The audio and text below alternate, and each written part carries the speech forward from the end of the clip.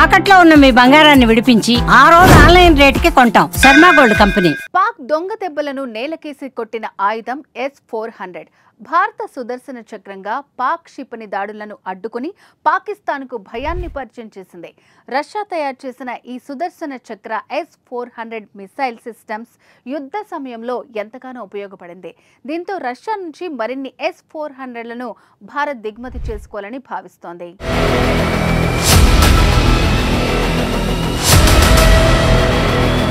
భారతదేశం గత కొన్నేళ్లుగా రక్షణ వ్యవస్థను బలపరుచుకుంటోంది. అందుకోసం ఎప్పటికప్పుడు కొత్త నిర్ణయాలను తీసుకుంటూనే ఉంది.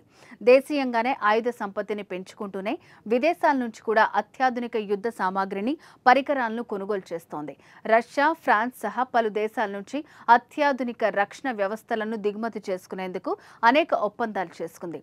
అయితే ప్రధానమంత్రిగా నరేంద్ర మోదీ అధికారంలోకి వచ్చిన 2014 నుంచి అది మరింత పెరిగింది. ఈ క్రమంలోనే రక్షణ ఒప్పందాలు ఇతర దేశాల నుంచి ఒత్తిడి వచ్చినా వాటిని జయించి భారత త్రివిధ దళాలకు అత్యాధునిక ఆయుధాలు, మౌలిక వసతులను కల్పించింది. అయితే ఇటీవల పాకిస్తాన్ ప్రయోగిస్తున్న డ్రోన్లు, క్షిపణులను నేల కూల్చేందుకు భారత్ S-400 ఎయిర్ డిఫెన్స్ సిస్టమ్ను ఉపయోగించి సూపర్ సక్సెస్ అయ్యింది. దీంతో మరికొన్ని అదనపు యూనిట్స్ ని రష్యా నుంచి భారత్ దిగుమతి చేసుకోనున్నట్లు సమాచారం.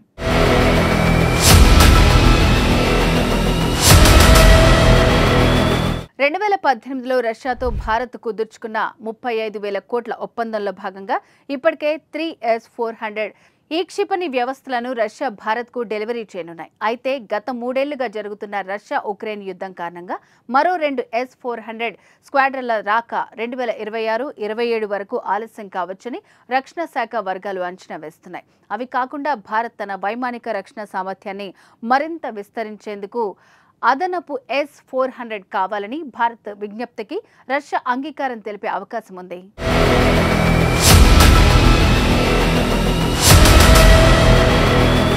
ఈ S-400 ట్రయాంప్ ప్రపంచంలోనే అత్యుత్తమ long range air defence system.